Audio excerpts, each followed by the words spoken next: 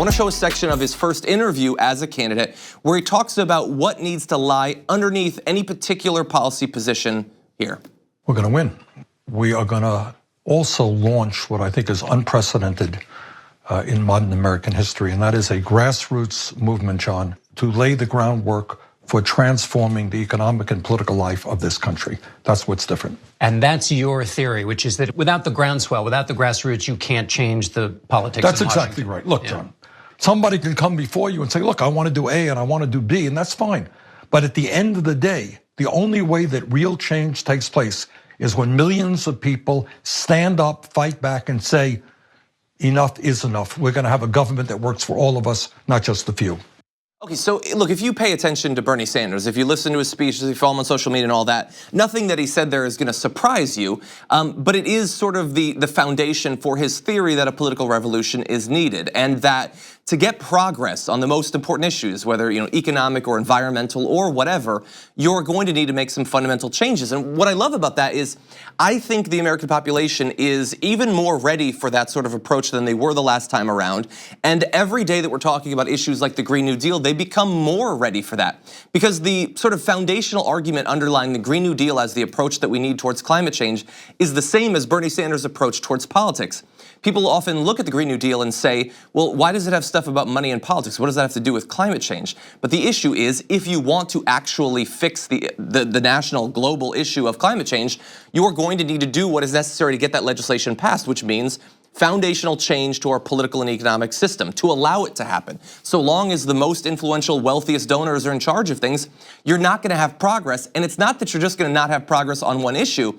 It is all of the issues that threaten those vested interests in this particular case. And so he understands that in a wider political sense in the same way that it's being applied to the Green New Deal. So what will his platform be? A lot of it's going to be sort of the big hits of Bernie Sanders. Not going to shock many of you, but according to Jeff Stein of the Washington Post, his aides are saying Medicare for all, they list as the first. Green New Deal and dealing with climate change. He has long been one of the most outspoken politicians on climate change back during the 2016 election, despite the fact that no one else wanted to talk about it. The debates didn't have questions about it and all of that. $15 minimum wage, something he's been fighting for some time. Criminal justice reform, free public college. They're just saying free college, but it's probably the plan that we're familiar with. Breaking up the biggest banks, part of his advocacy against Wall Street that he has been maintaining since the Great Recession of a decade ago.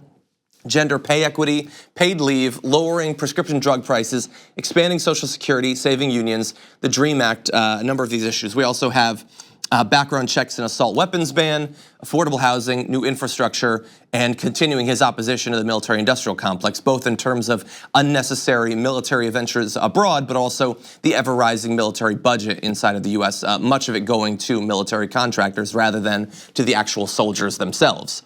And drilling down a little bit into his criminal justice platform, legalizing marijuana, abolishing private prisons, ending cash bail, and major reform inside of police departments. So look, you have a lot there. And for someone who we're not familiar with, you might say, well, that just sounds like everything. But the thing is, Bernie Sanders, he's been around for a long time, and some people try to pitch that as a negative, but there are positive consequences to that. And one of the implications of him being around is that we know these are not issues that he picked up today. These are not issues he picked up just for his campaign. These are issues he has been working on for longer than I have been alive.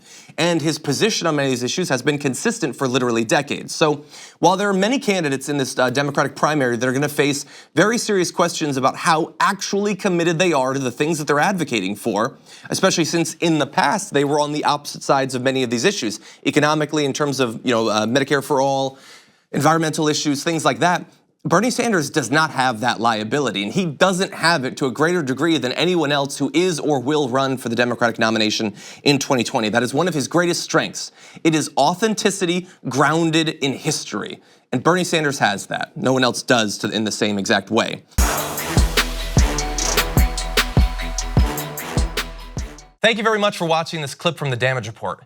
If you liked it, don't forget to subscribe to this channel and ring the bell on YouTube to get notifications of our new videos.